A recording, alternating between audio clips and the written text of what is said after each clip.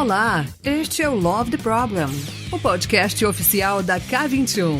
Evolução contínua de pessoas e organizações, com carinho, toda semana para você.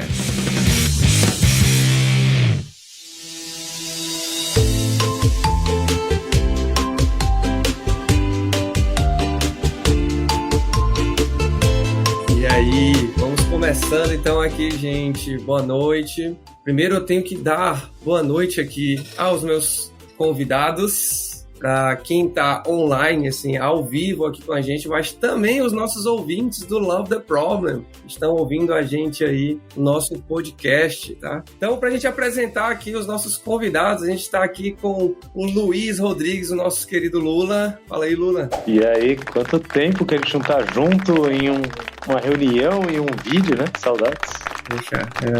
Mas vamos aproveitar bastante esse momento aqui para esse bate-papo. E estamos também aqui acompanhado do nosso querido Henry. Fala aí, Henry, um pouquinho. Fala, galera. Fala, Lula, bom te ver, Avelar, bom estar aqui. Vambora. Gente, vai ser um prazer esse bate-papo aqui. Eu hoje estou aqui mais como host, né? Então quero abrilhantar aqui esse espaço aqui para os nossos amigos. A gente vai falar sobre esse assunto que talvez para nós três seja um assunto que nos conecta, né? Um assunto que nós três temos muito em comum. Que é autogestão, né? Um assunto que, ao meu ver, ainda é muito novo, né? Ainda é muito recente, a gente já tem empresas praticando, a gente já tem gente praticando, mas ainda é um assunto muito novo e a gente vai usar esse bate-papo aqui, uma conversa, nessa nossa uma horinha aqui, para debater um pouquinho o assunto. Bom, gente, deixa eu apresentar então um pouquinho aqui o Lula e o Henry. Lula, que foi meu colega de trabalho, meu colega de equipe por muito tempo e hoje está aí com um novo desafio, mas foi uma pessoa super importante aqui para esse experimento de autogestão aqui na K21, para os nossos testes iniciais. Foi a pessoa que me apresentou o conteúdo, foi a pessoa que me colocou no primeiro treinamento, que me fez conhecer isso, e uma pessoa que até hoje me conecta muito com a comunidade, né, com os experimentos, com outras pessoas. Hoje está na Escola 42 aí como CTO, tocando aí essa iniciativa de tecnologia, mas sempre foi um apaixonado por essa autonomia aí das equipes, né, e fazer com que as pessoas tenham esse protagonismo, e hoje está aí nesse novo desafio. E é também, para quem é ouvinte mais assíduo aí do Love the Problem, a pessoa que começou a sementinha do Love the Problem. Temos aqui também o Henry, que é uma pessoa que hoje estou tendo o prazer de conversar mais, vou participar um pouco mais dessa conversa, mas que a gente já teve várias conversas por meio de amigos comuns. É uma pessoa aí super importante na comunidade, né? É o organizador de um dos principais eventos de autogestão aqui no Brasil. Deixar o Henry falar um pouquinho mais sobre isso, e é importante citar aí a colaboração, né? Essa coliderança que ele teve do programa, né, dessa iniciativa de traduzir esse livro, que é tão importante para a gente. Acho que é um livro, para mim, foi um livro introdutório, e eu acredito que é um livro introdutório para muita gente. Desse livro que é o Reinventando as Organizações, né? Então o Henry fez esse favor aí de trabalhar nessa liderança aí desse projeto, possibilitando, né, que a gente tivesse acesso a esse conteúdo em português. Então, apresentando um pouquinho, falando um pouquinho de mim, sou um entusiasta, gosto muito do conteúdo, mas sou um estudante, né? Sou uma pessoa que está aprendendo muito desse conteúdo. Conheci ele há uns 4 anos, né, Lula, eu acho, quando o Lula me apresentou, e de fato brilhou muito os meus olhos, me fez entender uma nova possibilidade, né? Abriu-se uma porta muito grande de novas possibilidades sobre como a gente pode se agrupar, se organizar em grandes grupos, né? Saindo desse modelo tão conhecido que a gente conhece, esse modelo hierárquico, aparentemente a única solução que existia até que essa porta foi aberta aí da autogestão.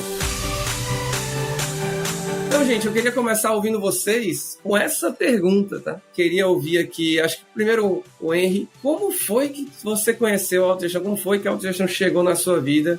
E o que foi que fez brilhar seus olhos, que fez você se interessar tanto pelo assunto? Fala aí, Henry. Maravilha. Bom ver vocês, queridos. Eu acho que é uma história que eu vou tentar reduzir aqui, né? Assim, pra gente poder ser breve. Eu sempre empreendi, cara.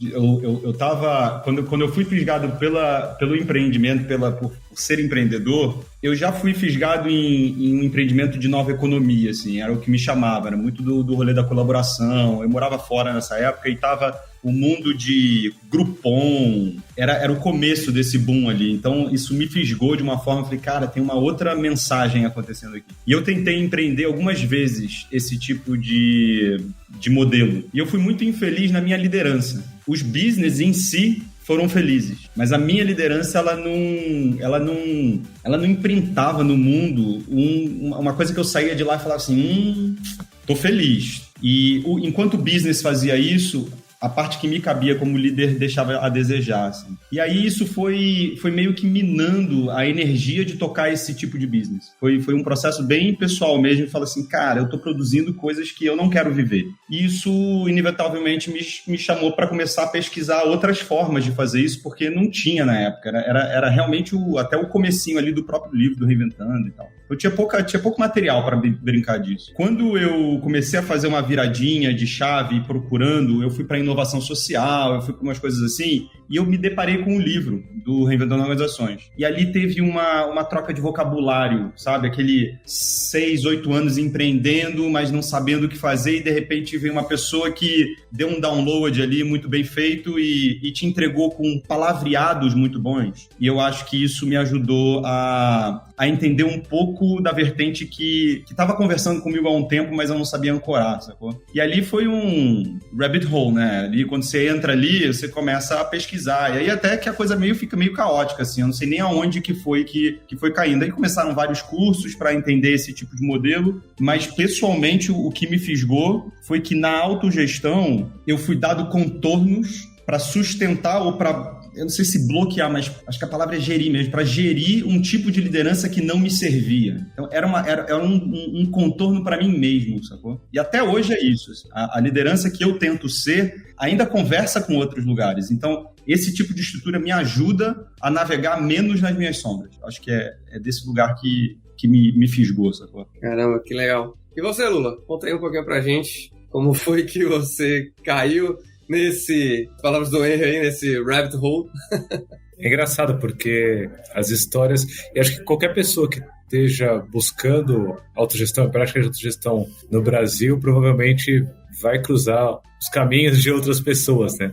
E é interessante porque eu venho também de uma frustração, como o Henry, mas eu acho que foi menos de uma frustração comigo mesmo e mais uma frustração com o contexto em que eu trabalhava, né? Então, eu desenvolvia software para o mercado financeiro, e o mercado financeiro nunca foi tão progressista, né? Agora as fintechs vêm ali meio que apertando as coisas e tal, e aí o mercado vem se movimentando um pouco mais. Mas na época que eu desenvolvia software para o mercado financeiro, as poucas coisas, por exemplo, de agilidade que eu tentava já eram um pouco mais na surdina, sabe? Então, aquele clássico de, não, é uma reunião de status report, aí você leva uma versão já pronta para ter feedback, sabe? Ali, dá feedback aí do que a gente já tem pronto. Não é uma review, sabe? É status report. E aí a gente vai hackeando aqui e ali. Agora, é muito difícil quando você tem que hackear muito um sistema, você conseguir aprender o suficiente para se dizer um especialista ou para se sentir seguro, né? Porque no final você está sempre indo pelas brechas, né? Você não está livre, assim, então você está sempre meio que amarrado. E em algum momento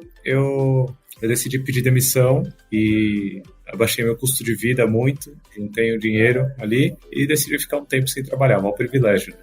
Um ano sem trabalhar. E nesse ano, eu lembro que eu levantei, que tipo de empresa que tem mais o meu perfil, né? Meu perfil sempre foi um perfil de muita autonomia, né? De liberdade, de tipo, sei lá, se tem alguém cuidando de alguma coisa, eu não preciso cuidar, sabe? Porque já está sendo cuidado por alguém. E aí eu comecei durante esse ano, pensar em que empresas esse perfil teria uma conexão, né? Eu listei umas 2 empresas ali, mas eu falei, quando chegar a hora de eu querer voltar pro mercado, eu tento, né? Tento porque elas têm que me aceitar também, né? Não é só eu escolher, vou lá e entre. E aí, nesse meio tempo, surgiu uma empresa que não estava no meu radar, com convite, e eu topei, que foi a K21. E foi interessante porque até aí eu só entendia que eu gostava muito de agilidade. A agilidade eu já estudava profundamente. Eu entendia que a autonomia era uma parte central da agilidade, mas que era altamente negligenciada, porque o foco estava muito mais no business, né, como o Henry trouxe, o foco estava muito mais no processo, o foco estava muito mais na parte técnica, mas que fazia parte da coisa. E na K21 eu comecei a perceber que as amarras saíram, assim. Eu estava livre para conseguir exercer essa autonomia de alguma forma. E, ao mesmo tempo, a K21 estava crescendo. Então, o que a gente resolvia quando eu entrei, por exemplo, quando a Avelar entrou, entre 10 pessoas, quando chegou a 20, 25, ficou muito mais difícil de ser resolvido. E aí eu comecei a pesquisar um pouco mais profundamente algumas soluções. E é engraçado porque nerd, né? Assim, eu sempre fui mais nerd, assim. E o que me fisgou primeiro não foi o Reinventando as Organizações, não foi o Lalutz. Foi um post do Davi Gabriel num blog chamado Kudus, que era do Leonardo, que agora tá na Alemanha e tal. Era um blog muito bom. Ele fez um post sobre o Glassfrog. E aí, nerd, né? Putz, ferramenta... sistema, o que é isso? Aí comecei a fuçar, e eu lembro que eu fiquei tipo uma semana fuçando no Glassfrog e não entendi nada, absolutamente nada, zero, assim, não consegui fazer o mínimo. E aí eu falei, putz, tem alguma coisa que, por trás disso que eu não entendo. E aí eu comecei a descobrir que era holacracia e tal, comecei a pesquisar materiais. E esse lance dos caminhos se cruzarem é porque o primeiro treinamento que eu fui fazer sobre autogestão, que foi o GD2 na época da Target 2, Governança Dinâmica e Gestão Distribuída. Acho que a gente fez junto, né, Lula? A gente fez junto. Fez junto, exatamente. 2016, alguma coisa assim, 2016 ou 2017, sei lá. A gente fez junto, uma turma muito boa, assim, tava a da Tizi também, tem muita gente, assim, que até hoje eu encontro por aí, eu falo, nossa, o Fábio, tem muita gente boa, assim, que fez essa turma, que era que a galera que tava, acho que na vanguarda, pegando carona na vanguarda, né, do movimento ali com a galera da Target 2, que tava se formando. E aí eu voltei nesse treinamento doido, assim, pra aplicar as coisas dentro da K21, né. E, pô, tem liberdade? Então vou usar minha liberdade. E aí a gente começou a fazer alguns experimentos na época. Eu e o Daniel Teixeira, a gente começou algumas coisas assim. E aí o Daniel faleceu, né? E eu fiquei meio sozinho, assim. Eu falei, putz, preciso... Mas alguém que esteja nesse espírito, que entenda o valor da autonomia e que entenda que esse é o futuro, assim. E aí eu achei um cara aí, meio pragmático, que colou comigo, que foi o Avelar, né? Então, passo a bola de volta para você, Avelar. Como que começou a sua jornada aí? Posso só tirar uma dúvida, Avelar? Lula, foi a partir do GD2 que vocês instalaram na K21? Foi o berço? Nossa, que demais. Foi ali. Saiu do GD2, tentou aplicar um negócio que deu muito errado, mas ali começou. Eu lembro exatamente, inclusive, Henry, qual foi o gatilho dentro do treinamento. E olha que engraçado, até legal para entrar na parte prática da coisa. Teve uma das simulações de reunião que tinha, papapá.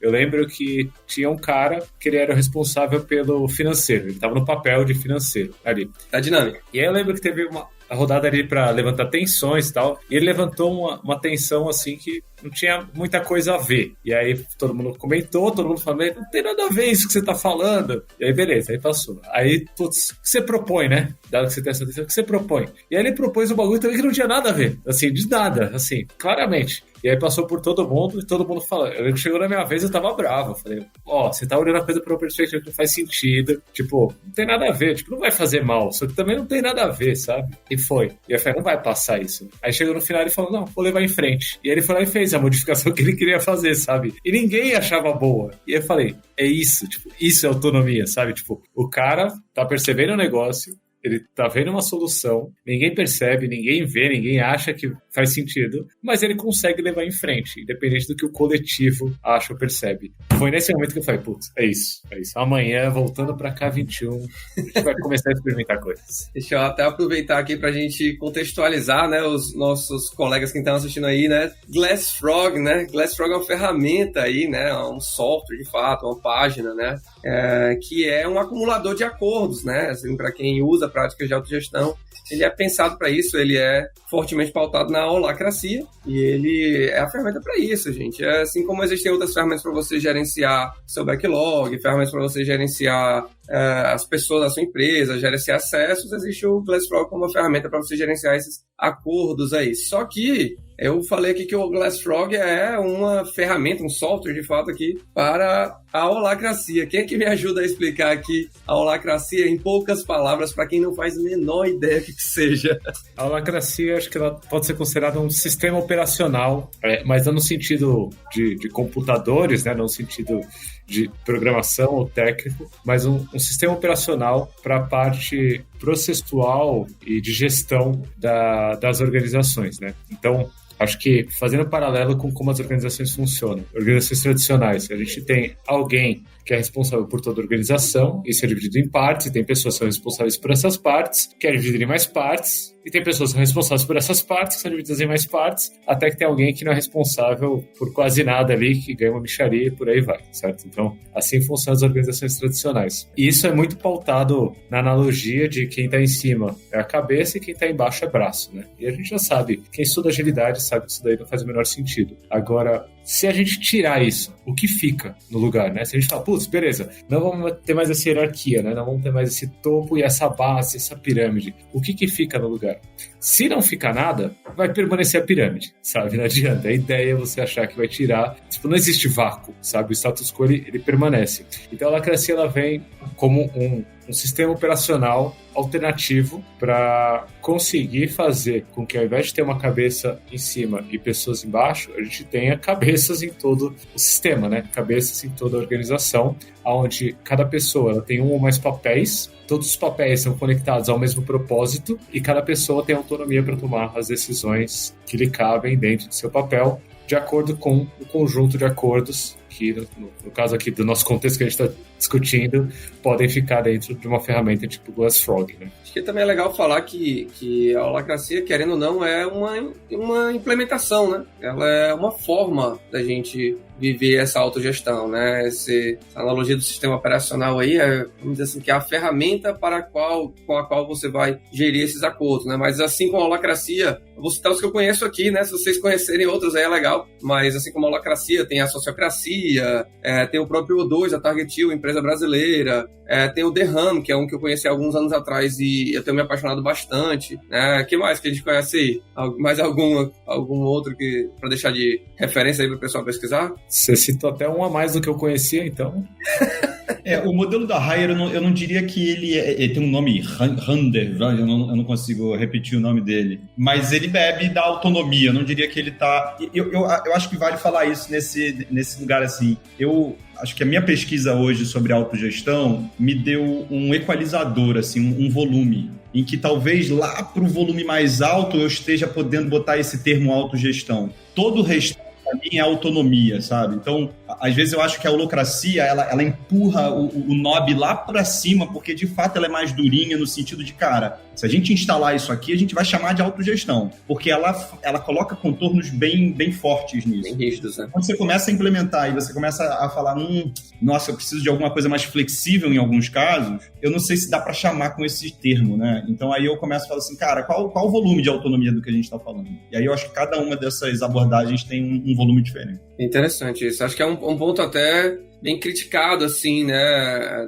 da holacracia, esse ponto que o Henry trouxe aí, né, de tem coisas bem concretas, bem rígidas, e que a barreira de adoção é muito grande, né, até você tem que abrir mão de algumas mentalidades, né, já tem outras ferramentas que já tentam, talvez, abraçar um pouco mais essa flexibilidade. Sobre a holacracia, assim, eu fico até com receio de falar nomes, assim, porque a galera gosta muito de perseguir ferramentas, né, perseguir nomes, assim, sabe, e isso pode levar a coisa para uma superficialidade perigosa, né, é menos sobre adotar holacracia ou adotar O2, ou adotar sociocracia, adotar qualquer coisa, e muito mais sobre viver ali um ambiente em que você tem liberdade para tomar decisões, assim como o cara do financeiro lá na nossa simulação teve liberdade para tomar a decisão que ele achava ser a melhor, dada a competência, dado o papel dele.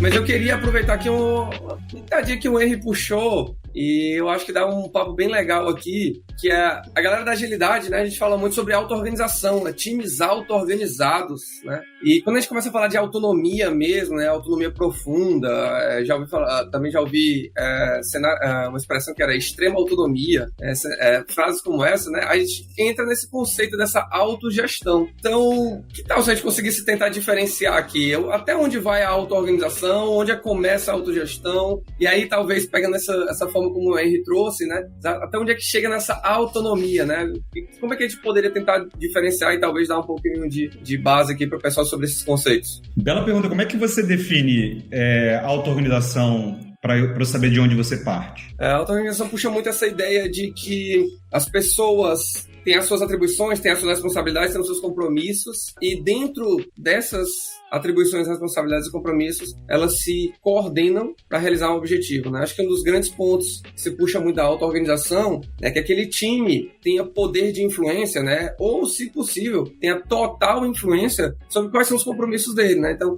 quais são as tarefas que eu tenho que fazer, o que eu tenho que entregar, quando que eu tenho que entregar. Então, essa auto-organização vai puxar muito essa ideia de você dar o desafio para a equipe, né? E permite que a equipe encontre formas de lidar com esse desafio, inclusive influenciando aí, né, em quais desses desafios de fato o time vai colher, vai absorver, dizer, olha, eu me comprometo, ou não, eu não consigo me comprometer com isso.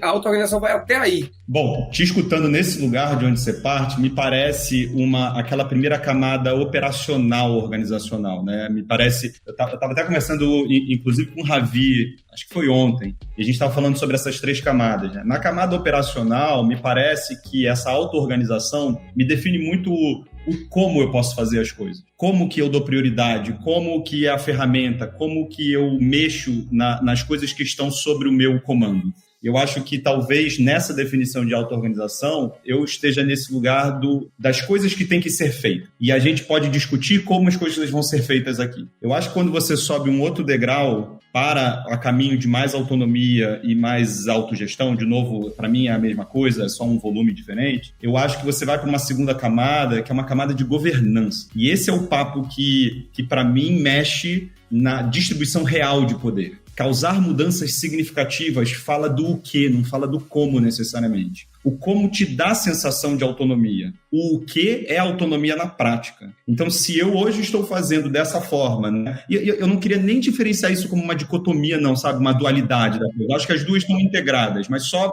para ajudar nesse conceito. Então, quando você entra na camada de governança, aí o ritmo realmente é de você falar de autonomia para valer. Porque você vai começar a questionar como que o sistema operacional do qual o Lula estava conversando, ele permite você responder a mudanças. Então, se você não pode usar o sistema operacional, um metaprocesso, né, para mudar o próprio processo, mudar a própria forma como as coisas funcionam, nossa, eu acho que a autonomia nesse caso está limitada. E eu diria que você está mais longe, está mais perto de auto-organizar do que se autogerir. Certo, Lula? Você vê dessa forma? Acho que a governança fala muito com aquele lugar de causar mudanças significativas. Faz muito sentido, Henry. E, inclusive, olhando em retrospecto aqui, eu acho que quando essa ficha me caiu, eu fui com muita sede, né? Junto com a Avelar, eu vou te botar nesse hall de culpados, Avelar, para a gente conseguir fazer essa mudança de fato, né? De quem tem poder para conseguir mudar as regras do jogo, né? E, tipo, como as regras são mudadas, né? Ali como o nosso, assim, quem faz o quê, né? Como que muda, assim? Como que muda os papéis que existem, né? Como que eu destruo um papel? Como que eu crio outro? Como que eu saio de um e entro outro? A partir do momento que as pessoas têm esse poder, a coisa começa a acontecer. E aí eu lembro que eu fui com muita sede ao pote, eu e a Avelar estava comigo, pra gente tentar fazer isso acontecer, porque o X da questão tá aí.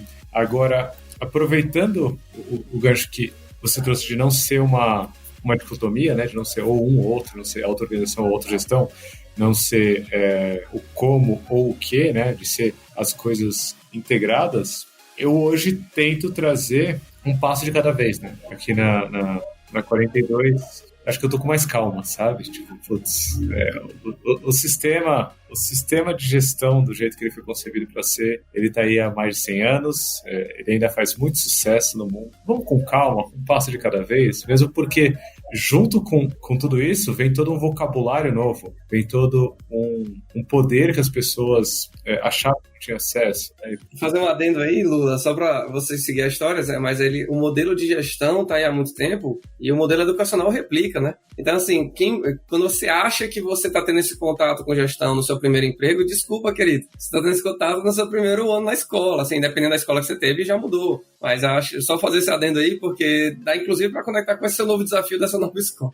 O modelo da 42, acho que tá me fazendo aprender muito sobre essas bases, né, Velar? Tipo, que a gente é condicionado quando a gente tá desde o primeiro dia na escola. Porque aqui na 42 a gente não tem nem professores e nem turmas, e nem aulas, e nem horários. Tipo, a escola fica aberta 24/7 e as pessoas estudam no momento que elas querem, o quanto elas querem, basicamente. O que tem são um conjunto de restrições, ele tem um sistema em que tem um jogo rodando por trás e elas precisam se manter, assim, no jogo, sem dar game over, né? Basicamente. E esse mês em específico, Avelar, só trazendo um exemplo rápido, assim, eu tô participando com essa galera que tá aqui atrás de mim, como aluno dentro do processo seletivo da 42 São Paulo, que já é dentro desse modelo pedagógico, né? Então são 26 dias intensos ali, em que, do tipo, ninguém vai falar o que é pra você fazer, sabe? Tipo, você tá aqui, você vai viver, você vai tentar aprender o que você conseguir aprender, entregando o que você acha que tem que entregar e vivendo a comunidade durante 26 dias, a escola tá aberta 24/7. E é muito doido, porque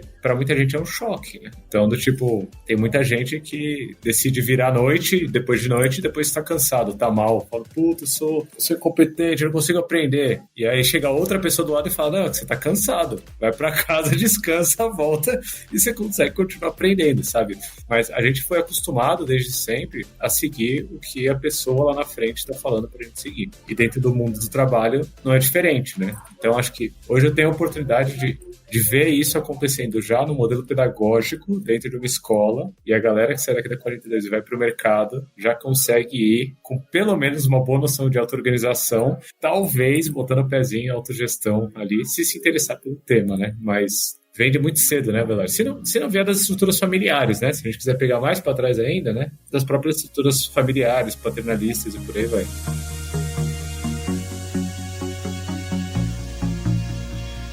Gente, já tem uma pergunta aqui muito boa que eu queria dividir com vocês, do Danilo Rodrigues Ramos, né? Acho que é uma pergunta ampla, mas a gente pode começar a arranhar a superfície aí e trazer algumas coisas, né? Como podemos transformar um ambiente culturalmente fortemente hierárquico para um ambiente mais horizontalizado, né? Com esta autonomia que buscamos, né? Talvez por onde que a gente pode começar, né, gente? É claro que a gente não vai conseguir responder aqui, a gente acredita muito que é caso a caso, né? A gente dentro da K21 tem uma experiência vivente de fazer essa transformação, acho que é importante colocar que a K21, né, os 4 fundadores da K21 sempre tiveram esse desejo, e isso é muito importante, né? Esse desejo de ter a empresa gerida, mas eu posso dizer que é um processo que está em transição há 5 anos, né? Foi 2016, 2017 que a gente começou, estamos em 2022 aí, mas o que a gente pode falar? Por onde começar, gente? Quais seriam, talvez, os pontapés iniciais? Quais seriam, talvez, pontos de atenção? O que a gente pode dividir aqui com o pessoal? Cara, o que me chama a atenção nessa frase é que ambientes fortemente hierárquicos. Acho que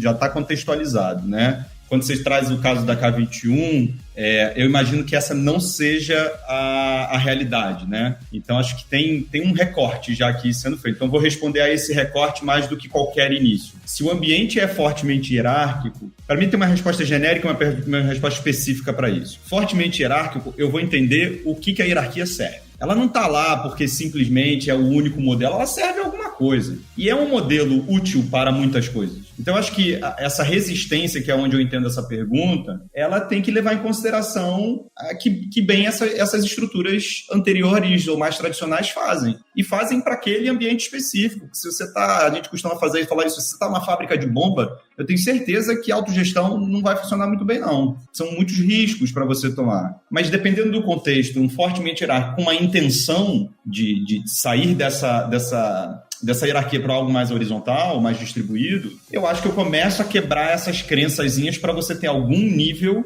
menor de detratores, né? Porque senão você vai badar com o cara na parede, com certeza. Essa, para mim, é uma questão mais relacionada a fortemente hierárquico. Na minha experiência, nesse momento, para qualquer pedido, seja hierárquico, seja na parte mais genérica, eu vou aonde a mão está levantada. E isso foi um aprendizado de muito tempo já agora, de pouco tempo, porque antigamente eu vinha com padrões de autonomia para serem instalados, a gente vai viver esses padrões vão contar uma nova história, essa história vai transformar, e aí você começa a transformar por scaling edges, né, por apêndices ou times pequenos. O formato tem diversos. Eu acho que uns com menos resistência e outros com mais resistência. Mas o que eu tenho percebido é que o caminho de design organizacional, para mim, foi ao concurso. Você implementar a autogestão com uma cabeça de designer é outro rolê. E a cabeça do designer, ela coloca, obviamente, como o movimento ágil e tal, o usuário no centro, mas na perspectiva de o que o sistema está levantando a mão nesse momento. Então, você observar o sistema como um designer disposto a criar regras para mexer nele, já me conta uma historinha do seguinte: existe regras para mexer no sistema? Não existe? Então a gente não pode mexer no sistema antes de colocar regras. Então começar a tirar esse lugar que o Lula levantou anteriormente, fala assim, deixar no vácuo, você tirar uma estrutura hierárquica, deixar a coisa no vácuo é perigosíssimo, porque no vácuo entram coisas muito piores do que a hierarquia, que de certa forma é explícita. É comando-controle explícito, eu sei quem manda, quem recebe, quem não sei o que, mas eu sei. No vácuo estrutural, você entra em outro nível de tirania, né? E tem muitos estudos para falar sobre isso. Então, acho que o que eu estou tentando aterrissar aqui é o design organizacional que coloca as tensões no centro e contam quais regras tem para a gente modificar essas tensões, para mim, é o caminho que hoje funciona melhor. Por isso que é muito responsivo. Eu não consigo nem colocar o primeiro passo a passo de como fazer, porque depende do sistema e como o sistema se revela no momento. Então, a única coisa que é o primeiro passo é o que o seu sistema está pedindo nesse momento? Como é que ele é e aonde que a mão está levantada? E aí começa um trabalhinho de design, né? Lula, antes de você complementar, acho que eu queria até aproveitar aqui, né, tentando embarcar todo mundo, né, até o próprio conceito de tensão, né, é um conceito que a gente já falou aqui 2 vezes, né, gente? Vou me arriscar aqui como um estudante, como uma pessoa que gosta muito do assunto, tentar simplificar, tá, gente? Mas o conceito de tensão é bem legal, né? O conceito de tensão, basicamente, é a distinção, né, a diferença entre o ambiente desejado e a realidade percebida, né? Então, gente, tudo é uma tensão, né? Então, eu queria poder decidir isso é uma tensão. Eu tô cansado e eu não queria me sentir tão cansado, né? Então, a autogestão incorpora muito esse conceito de tensão e dá esse cenário de a gente quer processar essa distinção entre o ambiente desejado, né, e a realidade percebida. Olha, eu queria que fosse assim, mas ele não é. Então, a tensão é justamente isso, né? E tem uma abordagem que eu conheci logo no comecinho, quando comecei a estudar autogestão, que é isso, né? Essa tensão, a palavra tensão é muito boa, porque quanto mais longe é esse cenário vivido, né, essa realidade percebida do cenário desejado, mais essa tensão é como se tivesse uma corda, um elástico que você está puxando, né? E é legal que essa tensão, justamente, ela chega numa hora que fica insustentável e você tem que tomar alguma atitude para isso, né? E o que eu vi com a autogestão é exatamente, cara, precisa chegar nesse extremo, porque a tensão é cabível de ser processada. A gente não precisa estressar as pessoas para a gente processar uma tensão, né? Então, esse conceito da autogestão é um conceito bem legal e bem simples, né? É simplesmente a distinção entre a realidade vivida e a realidade desejada, né? Passando de volta aí, Lula. Eu vou pegar carona que o Henry trouxe, porque, basicamente, ele falou que não ia dar o primeiro passo, mas ele deu que é observação, né? Sim, deixou claro. Observar, entender os comportamentos ali dos elementos, né? Das conexões que operam nessa empresa.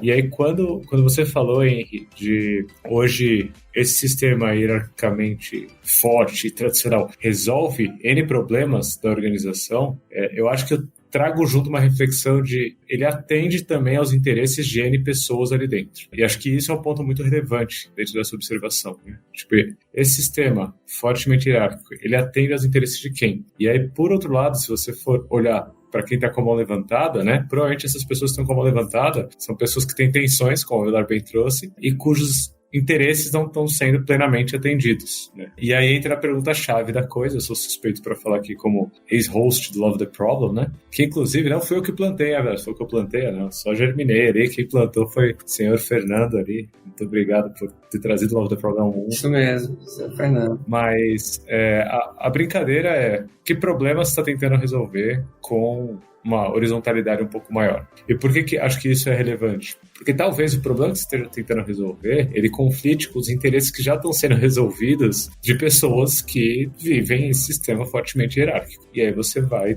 ter nas suas mãos um belo confronto aí, ou no mínimo um conflito, para conseguir lidar. Então, talvez a primeira fatia, assim, pós-observação, né, ou a partir do resultado dessa observação do sistema, seja você ver em quais instâncias você tem mais interesses a serem resolvidos com horizontalidade do que interesses já sendo resolvidos com o sistema fortemente hierárquico. E aí pode ser, sei lá, um conjunto de times, pode ser um time que já está vivendo, uma agilidade da hora e cara, eu queria mais disso, eu queria um pouco mais de estrutura, eu queria que a coisa vivesse e que a pessoa que está à frente disso entende e fala, putz, é isso, é o caminho que eu quero seguir.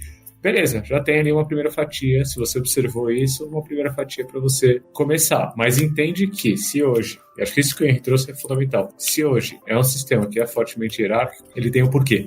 Ou, se é um sistema que não quer explicitar as hierarquias implícitas que hoje existem, ele também tem algum interesse que está sendo resolvido por essa não explicitação, sabe? Por esse, pô. Essa ambiguidade. É isso, pô, não, aqui todo mundo faz, pô, tá tranquilo, faz aí, entrou aí, beleza, manda bala. Isso também atende a algum interesse, sabe? Interesse de quem? Qual tipo de interesse? E assim, você vai errar, tá? Assim, só para deixar claro, a sua observação ela vai estar errada. Então, que você aprenda um pouco com os erros que você tiver e experimente um pouco mais e entre conflitos e saia do outro lado e vamos juntos, sabe? Gente, tem algumas perguntas bem interessantes aqui no chat. Em especial, eu queria destacar a pergunta aqui da Francilene Bezerra. Ela termina a pergunta, né? Eu vou aqui no finalzinho, como vocês já trabalharam com esse modelo em gestão hospitalar, né? Mas acho que dá para explorar bastante isso, né? E eu gostei bem a forma como ela contextualizou, fazendo aqui o recorte, como o Henry falou, né? Eu trabalho em um ambiente hospitalar com muitos processos, protocolos e riscos aos pacientes, né? Eu tenho uma visão bem interessante sobre isso, né? Acho que queria ouvir um pouquinho. Acho que até a nossa vivência, né? A K21 é uma empresa de treinamento, é uma empresa de consultoria. Ou seja, via de regra, a gente não está ali na ponta preocupado em salvar ou perder uma vida. Então, isso nos traz um senso de urgência maior, um senso de preocupação maior. Mas eu queria debater um pouquinho esse ponto. E aí, gente, nesses cenários mais missão crítica, talvez, vamos chamar assim, essa autogestão, como é que ela se encaixa aí ou não se encaixa? Quais são as visões que a gente pode compartilhar aqui com o pessoal? Vou jogar primeiro para você, hein? Cara, esse vai me obrigar a fazer um jabá, porque assim, levantou a bola, sabe aquela bola de corte, assim? Gente, tem o maior caso de autogestão do mundo é sobre trabalho de saúde, né? Não chega a ser hospitalar, mas é de home care, que é a Buurtzorg. O Festival TIO Brasil desse ano, o maior case que a gente vai apresentar é a Buurtzorg aplicada ao Brasil, que está transformando a enfermagem brasileira para dar conta de um método, um modelo de autogestão. Então, a Marta, que é a CEO aqui da Laços Saúde, ela vai responder essa pergunta. A gente podia pular e falar assim, daqui a 2 meses você tem essa resposta. Mas eu não sei se eu sei entrar nas entranhas disso, porque eu realmente eu também nunca tive um contato direto e a Buurtzorg e outros apareceram nesse ano no festival, especificamente saúde. É impressionante que está aparecendo isso, o campo está aberto, não sei para vocês, mas nunca aparecia para mim. De repente, nas últimas 2 semanas, tem uns 4 casos só na área de saúde falando sobre isso. Tem alguma coisa acontecendo nesse campo, nesse rolê mesmo, que eu acho que é bem interessante, que está sendo provocado nessa questão de hierarquia. O que eu posso refletir de uma forma mais genérica é que eu nunca vi a autogestão, de novo, o volume, não funcionar em algum lugar específico. Porque a autogestão é tão generosa quanto o sistema operacional que ela se molda no nível e no volume do qual você tem disponibilidade. Essa é a minha experiência. Então, você falar que uma determinada indústria ou contexto não aceita a autogestão é porque você está falando que a autogestão tem uma característica muito específica, única, não moldável. Essa não é a perspectiva que eu trabalho autonomia. Então, da perspectiva de que é responsivo, a autonomia vai até onde o teu contexto dá conta. E é muito do que o Lula estava trazendo, assim. À medida que você vai investigando os interesses, o porquê os interesses são assim, e o sistema vai se revelando, você vai cutucando ele para a direção que você quer, para a direção da atenção, da direção desejada. A única coisa que ajuda esse sistema a fazer assim é que quando você coloca regras muito bem estruturadas sobre o jogo, sobre como o jogo muda, você evita que jogos de poder normalmente instalados em hierarquia dominem o jogo. E aí permite que você, de fato, jogue um jogo de autonomia. Então, eu não acho que o sistema de saúde é muito diferente de outros sistemas também super hierárquicos de finanças. Eu trabalho com um banco cheio de normativas, estupidamente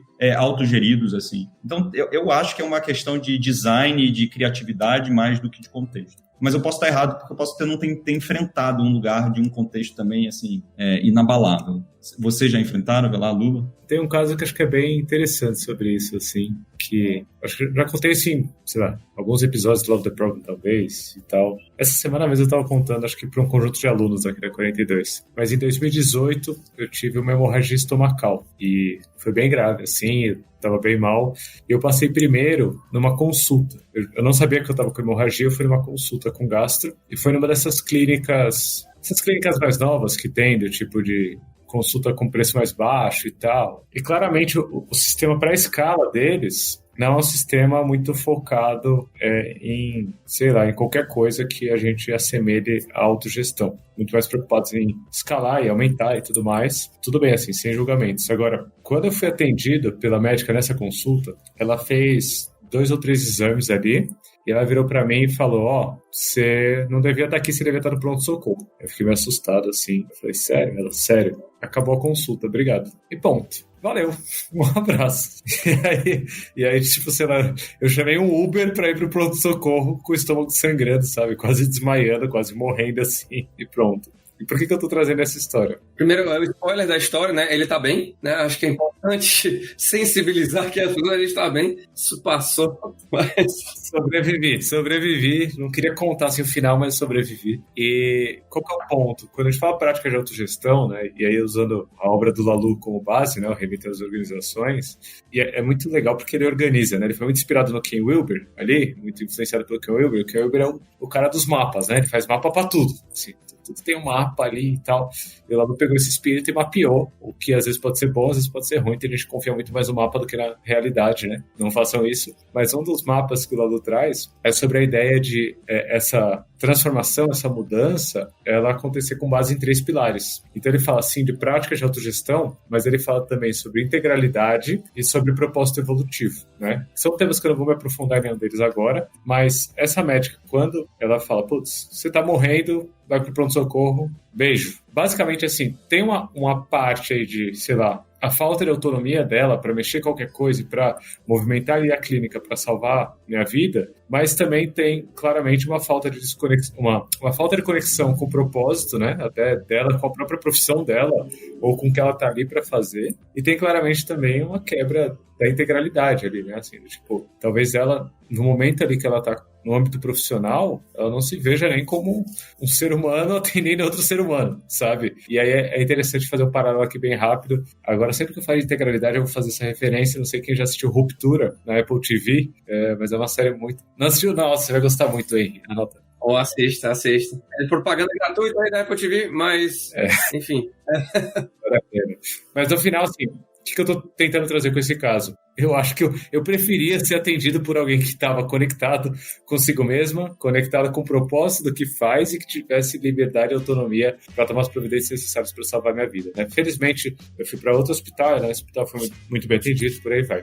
Ao mesmo tempo, não é um processo de sair de A para B estalando os dedos. Processo que envolve riscos aí no meio. Então, onde eu fui atendido, lá no Hospital das Clínicas, provavelmente é um ambiente altamente hierarquizado, assim, é um órgão público, sei lá, o maior hospital da América Latina, e que salvou minha vida. Eu não queria que esse sistema entrasse num risco grande a ponto de vidas serem colocadas em jogo ali para trazer um modelo de gestão que eles ainda não estão preparados para ter. Então, eu acho que esses 2 exemplos trazem, primeiro, a importância desse contexto de autogestão para atividades críticas como a medicina e que exigem uma integralidade, que provavelmente no Festival Tio Brasil, aí Henry levantou a bola, a gente corta, mas que no Festival Tio Brasil a gente vai entender como a Buzzorg está fazendo, inclusive aqui no Brasil, mas ao mesmo tempo a gente entender os riscos de trazer isso, né? Por exemplo, na K21 quebrou muita coisa, assim, só que a gente, numa consultoria e treinamento, quebrou, beleza, a gente junta as pecinhas de novo e tenta uma vez mais, sabe? Eu queria citar aqui, acho que uma das primeiras entrevistas que eu ouvi do Laloux, né? Tem uma entrevista do Laloux que ele faz um comparativo com a indústria, né?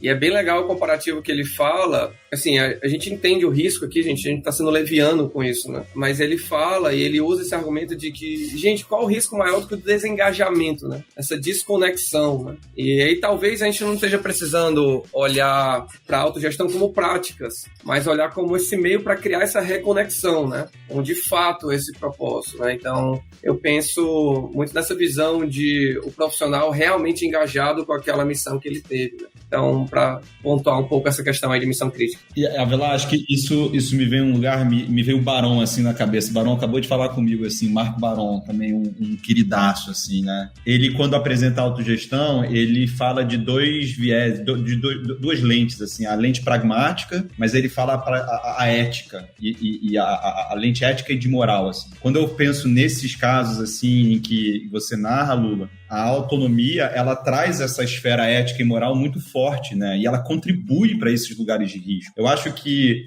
a gente está acostumado a se relacionar com o risco de uma forma, de uma única forma de design, que é a forma de mitigar de qualquer forma. A hierarquia, ela mitiga de certa forma isso, ou pelo menos ela acha que mitiga as coisas de uma forma mais específica. Mas, cara, depois de tantos testes e esses são os melhores lugares para inovar. Onde a gente achava que o risco era de uma ordem que precisava desse comando e controle, esses são os lugares que têm maior potencial, porque pequenos movimentos fazem uma grande transformação, assim. Então, para mim, são os pratos mais suculentos, sabe? Esse lugar. Por isso que não à toa são os maiores cases que existem, né? Eu acho que tem uma correlação aí direta.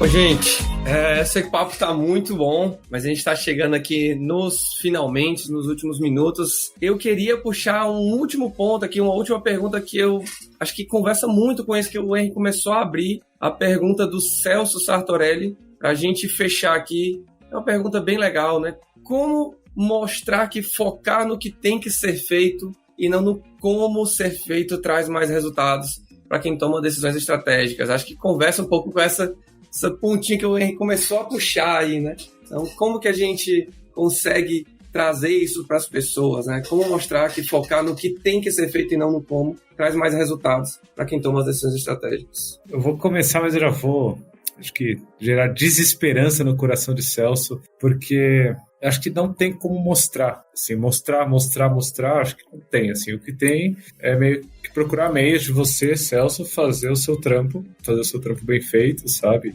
Usando como base isso que você vê e que a gente está comentando aqui, que faz sentido. E acho que naturalmente, quem quiser olhar e quem quiser ver, vai olhar e vai ver, sabe? Porque às vezes a gente acha que mostrar, né, citando cinema aqui de novo, vai ser tipo igual o Pulp Fiction, né? Assim, você põe o lance assim, pá. Não, Pulp Fiction não. Nossa, foi errado. É o Laranja Mecânica, né? Você põe o negócio assim aberto assim, ó, e a pessoa vai ver porque você tá mostrando e tal. E tem gente que não quer ver, sabe? E aí, puxando de novo o osso dos interesses, né? Puxando de novo ali o que hoje, o foco no como atende, o que continua atendendo e trazendo receita, né? Trazendo dinheiro, trazendo o que quer que seja que atenda aos interesses de quem tá ali, sem querer ver qualquer outra realidade. Então, eu acho que é muito mais o exercício de você fazer o que você tá vendo, que são práticas que estão dando certo no mercado. Provavelmente você vai ter sucesso com isso, e quem quiser ver que o caminho que está gerando sucesso é esse, vai ver, vai olhar, vai levantar a mão para você, né? Aí é a mão levantada que o Henry falou e vai te procurar e falar: ei, Celso, qual que é a mágica aí desse rolê, sabe? Por que nesse contexto aí a coisa tá dando certo? E aí você fala: putz, ó, assiste essa live aqui, tá ligado? Manda esse link e pronto, já tem um caminho. Mas eu não acho que dê para mostrar qualquer coisa para alguém, principalmente alguém que não quer ver. Hoje aqui na 42, por exemplo, é muito interessante porque eu tenho junto comigo aqui caminhando, né? Eu caminho junto com uma galera que tá atenta, assim, sabe? Uma alta liderança que tá atenta, que tá olhando e vendo: putz, isso daí, ó, interessante, hein? Qual é que é disso daí? Putz, isso daí é interessante, isso daí. Então, você percebe que são pessoas que já estão com a mão levantada, sabe? Que estão levantando a mão ali frequentemente e procurando. E geralmente, assim, no cenário de consultoria que eu atendia pela K21, a gente entrava porque estava com a mão levantada, mas tinha muita gente que tinha que ficar olhando ali até a hora que levantasse a mão. Aí levantou a mão, beleza, é uma oportunidade pra gente conseguir entrar. Agora, e a força aí, abrir o olho para mostrar qualquer coisa, pessoa, eu acho difícil, assim, talvez seja um exercício meu de aceitação, sabe, de zen, assim, acho que vai ter que esperar funcionar. e pronto. Mas acho que aceitação é diferente de conformismo, sabe? Eu não tô falando pra você se conformar. Tome ação, mas aceite o que é como é. Cara, eu acho que nessa frase que tá me chamando muita atenção, além do que Lula falou, é que, assim, tem uma afirmação que focar no que mais do que no como traz mais resultado. Eu acho que eu ficaria aí, analisando se essa afirmação é uma afirmação mesmo que pode ser feita, ou de fato esses dois mundos são integrados. O que e o como navegam muito juntos para mim, assim. Eu nunca consegui responder essa, e aí vai naquele lugar quem come quem, é cultura, é estratégia, que eu acho que é o mesmo pote que a gente está almoçando aqui, jantando essa hora. Eu acho que é um papo mais para trás, mas eu investigaria essa crença de que uma coisa é mais do que a outra e tentaria investigar os dois contextos integrados na organização. Acho que é o melhor que eu posso contribuir, assim. Acho que falando pessoalmente, né, de como essa pergunta me toca aqui, né, a gente vive um cenário mais... A gente falava do VUCA, né? Mas o mundo é tão volátil que agora a gente chama de BANI, né? Ou seja, até a sigla teve que mudar. Então, de fato, a gente ter clareza de para onde a gente está indo, do que a gente está perseguindo, se tornou mais do que fundamental, né? A gente vem de uma revolução industrial aí, primeiro e segundo, momentos aí da revolução, que falar exatamente o que as pessoas deveriam realizar era suficiente, né? Mas hoje essa informação, ela expira muito rápido. E aí, voltando ali na questão lá da auto-organização, acho que a auto-organização resolve boa parte disso, mas pelo menos para mim, a autogestão foi que abriu a porta para essas mudanças significativas, né? Decisões significativas que a gente parar e considerar, cara, se o meu propósito é esse, o meu objetivo é esse, por que eu tô fazendo isso? Por que meu papel me diz para fazer aquilo? Né? Então, acho que essa pergunta me toca muito com essa ideia de realmente a gente precisa dessa clareza de para onde a gente quer ir. Mas é importante salientar que são poucas as pessoas que têm essa clareza, às vezes até mesmo as altas lideranças não têm essa clareza, né? Então, fui pessoalmente tocado aí nessa frase do Lula de as pessoas estarem atentas a isso, tá? Bom, gente, a gente vai fechando o nosso bate-papo aqui, né? Já estamos com 1 hora. Eu quero agradecer demais o papo aí, a participação do Henry e do Lula. Quero deixar claro que, pelo menos para mim, eu queria ficar mais várias horas aqui conversando, e a gente vai ter que criar outros espaços como esse, tá? Para você que tá ouvindo aí no Love the Problem, gente, todos os links que a gente citou aqui, todas as referências vão estar no backstage. Mais uma vez, a gente está fechando. Quero agradecer a todo mundo que ficou com a gente aqui até essa hora da noite. Lembrar que esse é um bate-papo recorrente, ele ocorre uma vez por mês. E deixar aí as nossas redes sociais da K21 para você se informar. E mais uma vez, um agradecimento a todo o conteúdo aqui, a toda essa conversa super legal. Obrigado, Henry. Obrigado, Lula, pela participação e que a gente tenha outros como esse online e offline, tá, gente? Obrigado a todo mundo. Boa noite, pessoal.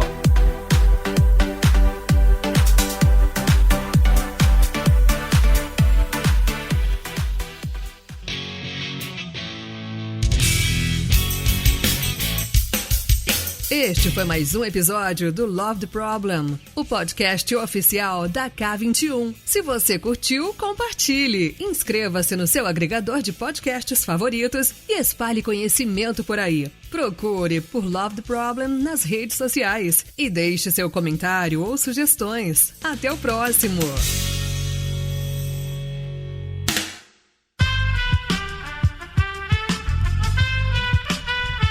Esse podcast foi editado por Aerolitos Edição Inteligente.